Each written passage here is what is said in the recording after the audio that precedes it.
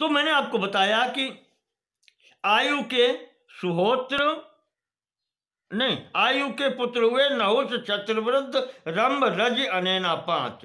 छत्रवृद्ध के हुए ग्रत्समद, काश्य और काश। ये महर्षि ग्रत्समद है। आपको याद दिला दें, कई कथा पढ़ी थी। एक छोटी सी पुस्तक है अद्भुत रामायण, महर्षि वाल्मीकि की कही जाती है। उसमें प्रसंग आता है सीता जी की उत्पत्ति के प्रसंग में। महर्षि ग्रत्समद के पुत्र तो थे, पर वो एक कन्या चाहते थे, जिसके लिए उन्होंने पुत्री प्राप्त करने के लिए यज्ञ प्रारंभ किया था। यज्ञ कर रहे थे, लगभग पूर्ण हो गया था यज्ञ। कलश में वो रखा था अभिमंत्रित जल।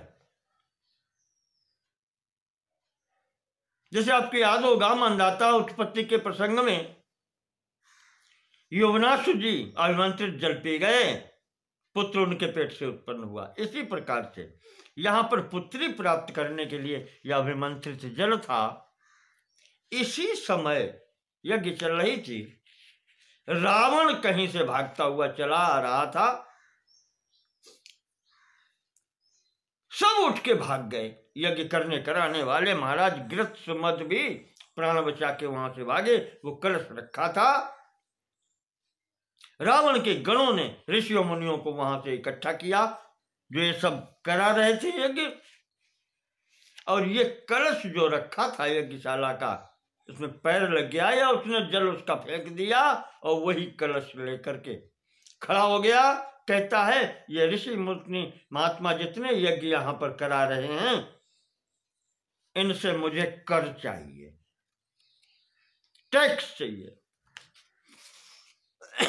ऋषिगण कहते हैं कि भैया मेरे पास क्या रखा है, न कोई धन है न कुछ है ही नहीं, अकिंचन है। हम आपको क्या दे सकते हैं राजन?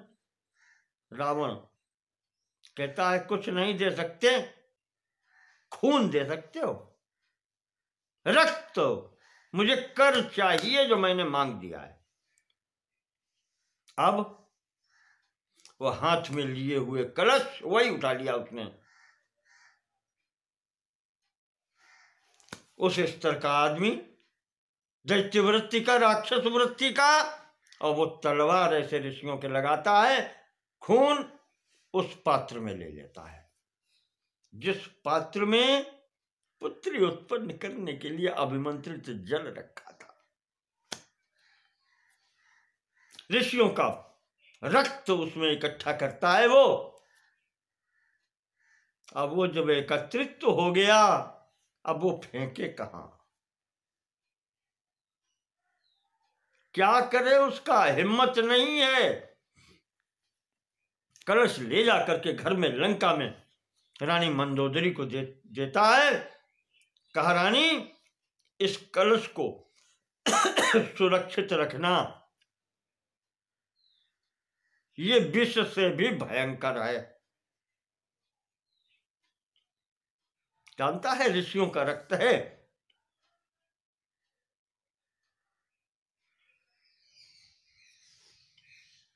उसने रख दिया जाकर के, छूना नहीं, और ये विष से भी भयंकर है।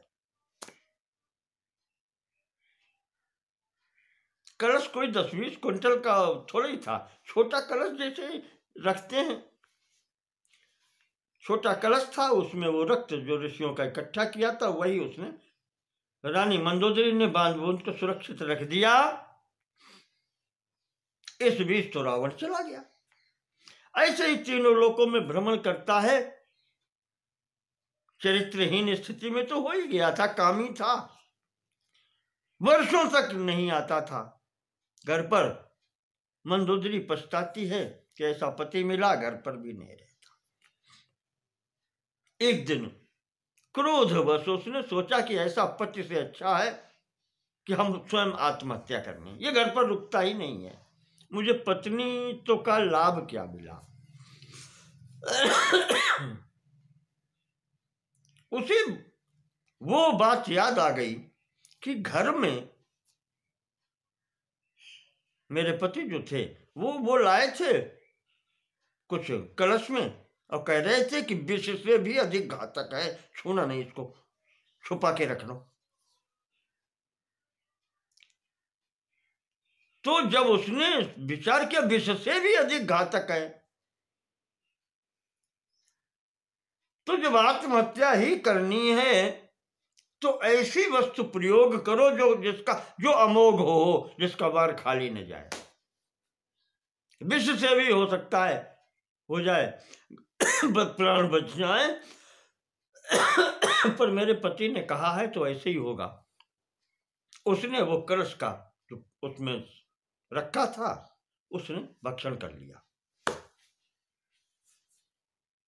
वो यज्ञाभिमंत्रित पुत्री प्राप्त करने हेतु कलश था, उसमें उसका अंश था। उस मंत्र के प्रभाव से गर्भवती के लक्षण प्रकट हो गए। प्राण तो नहीं गए मंदोदरी के, पर गर्भवती के लक्षण प्रकट हो गए। समय बीतने लगा। जैसे ही अब ये स्थिति हो गई कि दूसरे लोग जानेंगे, पति वर्षों वर्षों से घर पर नहीं है, लोग क्या कहेंगे? राजपत्नी, राक्षस राज रावण की पत्नी गर्भवती। अब तो जहर तो सोचो छोड़ो, अब कहीं तो मुंह दिखलाने के योग्य नहीं रहे। कहते हैं कि किसी प्रकार उसी गर्भ का मोक्षण किया है, जब उसी गर्भ का जब त्याग हुआ है कन्या स्वरूप में, तो पुष्पक विमान घर पर ही था, उसे लेकर के ये मंदोदरी जाती है और पिटारी में बंद करके मिथिला नरेश की राजधानी के आसपास इतनी दूर लेकर के गई, कहाँ लंका और कहाँ हिमालय की उपत्यका में मिथिला नगरी, वहां जाकर के वो भूमि में उसको रख के चली आई।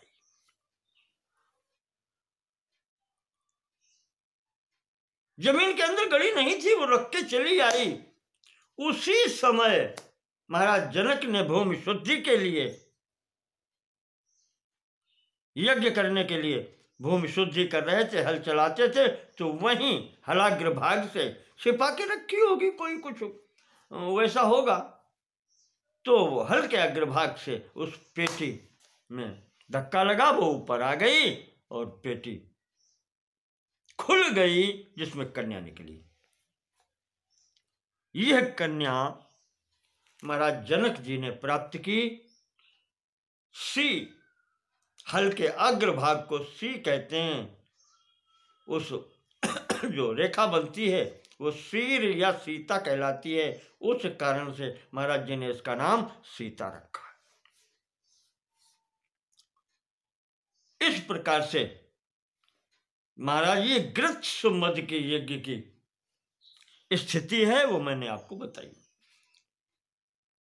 तो सुहोत्र के जो पुत्र हैं 3, गृत्सुमद, काश्य और काश, इन्हीं महाराज गृत्सुमद के पुत्र थे शौनक, उनका नाम है, और ये चातुर्वर्ण के प्रवर्तक हुए, अर्थात ये ब्राह्मणत्व की स्थिति में उधर चले गए।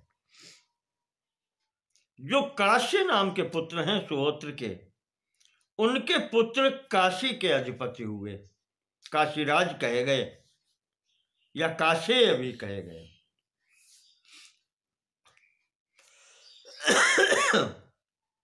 उन काशेय के पुत्र हुए राष्ट्र, और राष्ट्र के पुत्र हुए दीर्घतपा, दीर्घतपा के पुत्र हुए धनवंतर। ये महाराज धनवंतर का पुनः अवतार है। प्रथम वहां थे समुद्र से प्रकट हुए थे, द्वितीय अवतार यहाँ पर है। बहुत सुंदर स्वरूप था देखने में। उन्होंने ही यहाँ पर जन्म लिया आकर के, और भगवान नारायण के अंश स्वरूप होने के कारण वो आयुर्वेद के प्रवर्तक हुए। वहां अमृत लेकर के आए थे, यहां आयुर्वेद के प्रवर्तक हुए और यज्ञ भोक्ता भी हुए। इन महाराज धनवंतर के पुत्र हुए केतुमान, केतुमान के भीमरथ, भीमरथ के दिवोदास हुए और दिवोदास का पुत्र हुआ प्रतर्धन। यहां पर भी एक कथा है। ये महाराज प्रतर्धन यहां पर जो विष्णु पुराण कहता है, इन्हीं का नाम शत्रुजित है,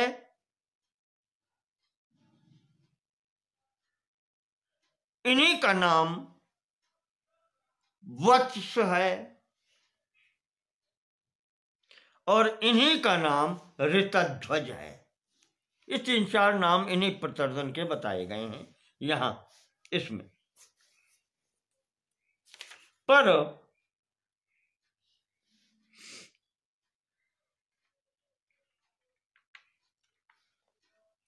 जो श्रीमद् भागवत में आता है 9वें स्कंद में 17वें अध्याय में आयु के पुत्रों की स्थिति बताई गई है। वहां गृत्सुमद के पुत्र हैं शुनक और शुनक के शौनक मुनि हैं। यही शौनक जो नैमिष में रहते हैं। और काशी या काशीराज, उनके राष्ट्र, उनके दीर्घतमा, उनके धनवंतर, उनके केतुमान, केतुमान के भीमरथ और भीमरथ के दिवोदास, दिवोदास के प्रतर्धन। तो जो विष्णु पुराण कहता है वही श्रीमद् भागवत कहती है, क्योंकि श्रीमद् भागवत का मूल कहना चाहिए विष्णु पुराण को ही माना जाता है। तो इनके इस प्रकार से हैं। पर मार्कंडेय पुराण में जो विवरण आता है वहां पर ये अंतर है थोड़ा। वहां पर बताया गया है कि प्रतर्धन के पुत्र शत्रुजित हुए और शत्रुजित के पुत्र ऋतध्वज हुए। इन्हीं महाराज ऋतध्वज का विवाह रानी मदालसा से हुआ था, जिनके पुत्र अलर्क हुए, बहुत बड़े योगी। और ये योगीराज दत्तात्रेय जी के शिष्य थे।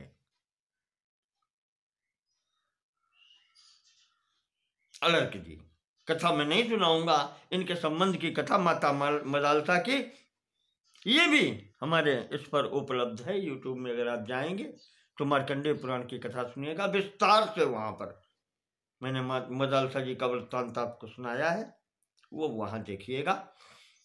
संक्षिप्त में यही कहेंगे, ये योगी हुए अलर्क जी। और अलर्क जी के बारे में एक ही श्लोक जो श्रीमद् भागवत में भी है और यहाँ विष्णु पुराण में भी है, वही श्लोक है कि 60 वर्ष सहस्राणि 60 वर्ष शतानि च नालर्काद परो राजन बुभुजे में जिनीम युवा। ये श्रीमद् भागवत कहती है। राजन संबोधन परीक्षित के लिए आया है। विष्णु पुराण के अंतर्गत वही श्लोक 60 वर्ष सहस्राणि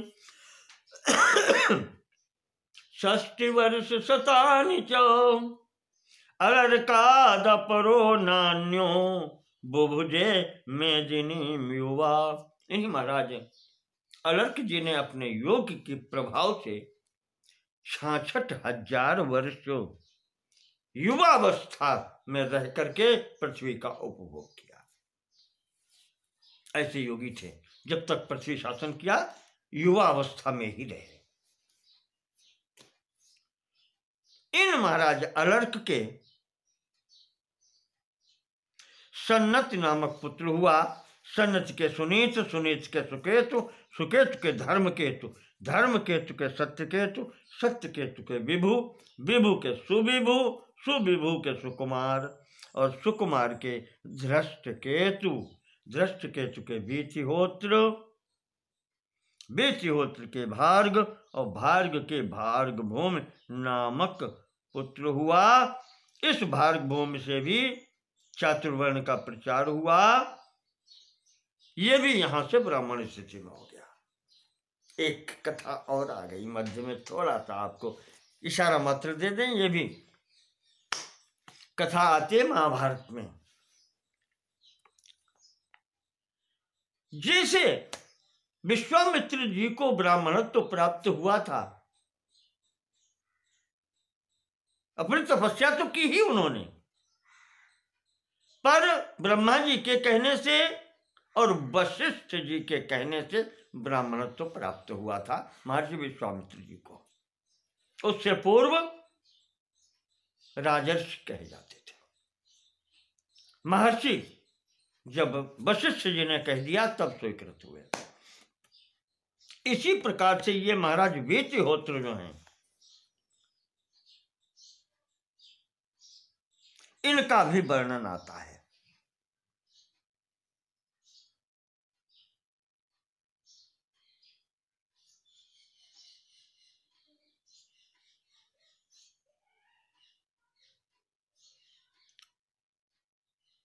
तो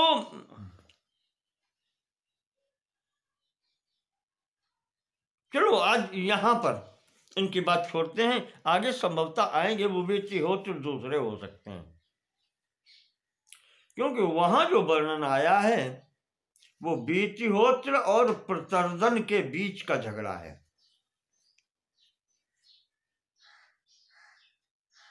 ये दूसरे, ठीक है, आगे बात करेंगे। तो यहां से ये संतान यहां से हो गई।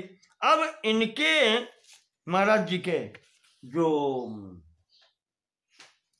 प्रथम पुरूरवा के संतानें जो थीं, उनमें आयु के पुत्र बताए गए थे नहुष, क्षत्रवृद्ध, रंभ, रज और अनेना। ठीक है, क्षत्रवृद्ध का वंश आपको बता दिया। अब यहां से प्रारंभ होता है महाराज रज। रज नाम के जो पुत्र हैं इनके,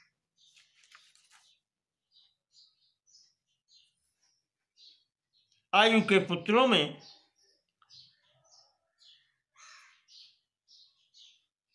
उनका वंश बताते हैं। कहते हैं रजी के 500 पुत्र थे। एक बार देवासुर संग्राम में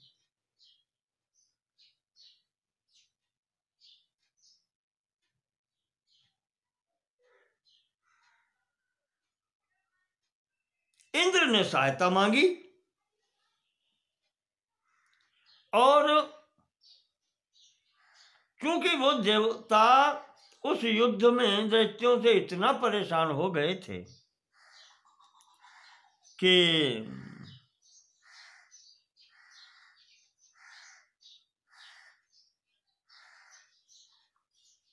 महाराज रजी से उन्होंने सहायता मांगी। ब्रह्मा जी ने कहा था कि रजी जिस पक्ष में होंगे जीत उस पक्ष की होगी। अथाह भगवान ने कहा था ये शाम अर्थे रजी रात्ता युधो योत्स्यति। जिस पक्ष की ओर से महाराज रजी आत्ता युद्धो, शस्त्र उठाएंगे युद्ध के लिए, युद्ध करेंगे, आत्ता युधो योत्स्यति तत्पक्षो जेतेति, वही पक्ष जीतेगा।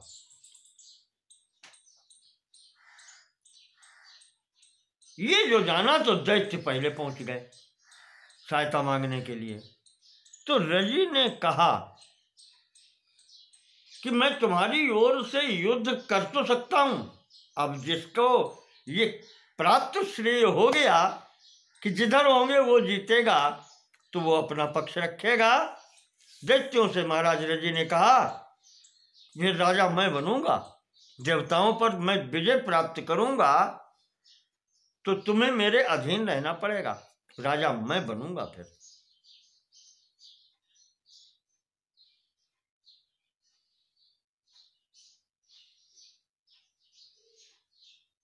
तो दैत्यों ने कहा कि राजन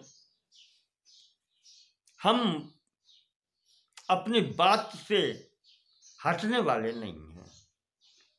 महाराज जी हमने एक बार सर्वसम्मति से अपना अधिपति प्रहलाद जी को चुना था। दानवेंद्र हम उन्हीं को कहते हैं, इसलिए वो पद तो हम आपको नहीं दे सकते। हम बात कह के पलटने वाले नहीं हैं। हाँ? न वयम अन्यथा वदिष्यामो हूं, मैं आपसे झूठ नहीं बोलूंगा, अन्यथा नहीं बोलूंगा। ये दानव हैं, ये असुर हैं, जिनको असुर कहते हैं। कहा एक बार कह दिया महाराज, वो कह दिया। अस्माकम इंद्रा प्रहलाद तदर्थम एव अयम उद्यम। महाराज उसके लिए ही हमें समस्त उद्यम करते हैं कि देवताओं को जीत करके प्रहलाद जी को सिंहासन पर बिठाएंगे। इस पर इन्होंने कहा फिर हम आपकी तरफ से नहीं जा पाएंगे। अब देवगण आ गए। देवता तो देवता है, वो कुछ भी कहे। इंद्र ने कह दिया महाराज आपकी प्रत्येक बात मैं मानूंगा। महाराज रजी ने देवसेना की सहायता की, देवता युद्ध जीते,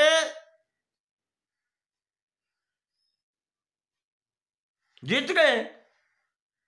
इंद्र ने देखा कि अब तो राज्य गई, अब तो महाराज रजी सिंहासन पर बैठेंगे। इसने तुरंत अपनी बात पलटी और महाराज रजी के पैर पकड़ लिए और सिर रख दिया महाराज रजी के चरणों में। कुछ भी करना पड़े, ये ऐश्वर्य विभूति सब यही हाल है। अच्छे अच्छे धराशायी हो जाते हैं। इसके लालच के समग्र महाराज तीनों लोकों का जो अधिपति है इंद्र, उसने आज महाराज रज के चरणों पर सिर रख दिया। कहा महाराज जी आपने हमारी रक्षा की है, आपने हमारी आजीवन जीवन की रक्षा की और जीवन दान दिया है। और कहना चाहिए कि जब हम देवता फिर अपने स्थान पर स्थापित हुए तो हमें अब भोजन भी मिलेगा, तो आपने भोजन दान भी दिया। भय से रक्षा की, अन्न दान दिया, भोजन दान दिया, तो महाराज ये पिता ही कर सकता है।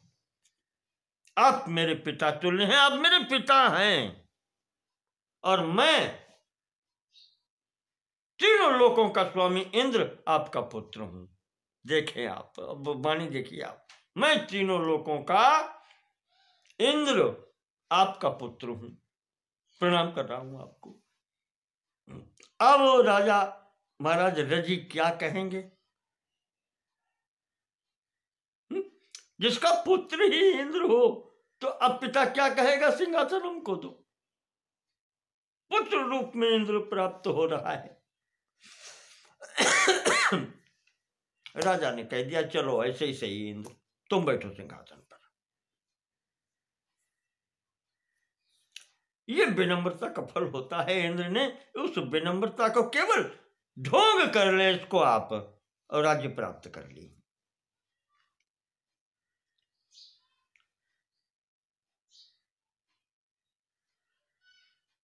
समय पर महाराज रजी का स्वर्गवास हुआ। उनके 500 पुत्र तो थे ही। इंद्र देवर्षि नारद ने फिर चाबी दे दी रजी पुत्रों को। कहा तुम 500 है, इंद्र क्या कर लेंगे, अपने राज्य मांगो, तुम्हारे पिता ने जीती थी। ये पुत्र रजी के पुत्र ये सब पहुंच गए। इन्होंने इंद्र से कहा कि मेरे पिता की राज्य है, हमें चाहिए। तो इंद्र ने नहीं दिया।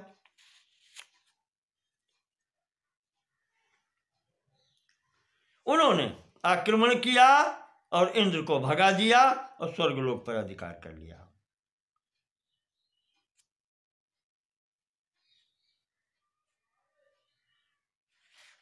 अब वो दर दर फिर भोजन के लिए भटकने लगे। अंततः बृहस्पति जी के शरण में, गुरु जी की शरण में पहुंचते हैं। कहते हैं कि गुरु जी मुझे बहुत भूखा हूं। लोग शतकृत कहते हैं, क्या आप मेरे लिए कुछ भोजन व्यवस्था कर सकते हैं? कोई छोटा सा पिंड भी मुझे मिल सकता है? तो बृहस्पति जी बोले कि तुमने इतनी बड़ी बात कही, छोटा सा पेंडो कैसे नहीं दे सकता, मैं व्यवस्था करता हूं। गुरु जी समझ गए कि बात क्या है। गुरुदेव ने कहा ठीक है। महाराज ने यज्ञ की इंद्र की तेज की वृद्धि के लिए और रवि के पुत्रों पर तांत्रिक प्रयोग करके इनकी बुद्धि समाप्त कर दी। इस कारण से ये सब ब्राह्मण विरोधी, धर्म त्यागी, वेद के विमुख हो गए।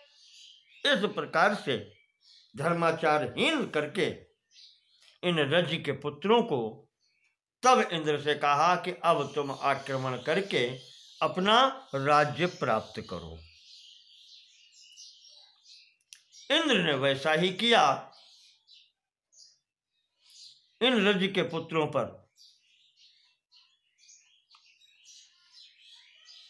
आक्रमण किया, आक्रमण करके अपना राज्य वापस पाया, इन सबको समाप्त कर दिया। एतद इंद्रस्य स्वपदच्यवनाद्वारोहणं श्रुत्वा पुरुषः स्वपदभ्रंशं दौरात्म्यं च नाप्नोति। पराशर जी कहते हैं कि मैत्रेय जी, ये इंद्र का पराभव और अपना पद पुनः प्राप्त करना, इस कथानक को जो भी सुनता है वो अपने पद से कभी पतित नहीं होता और उसमें कभी दुष्टता नहीं आती। इस प्रकार से इनका ये पूर्ण हुआ।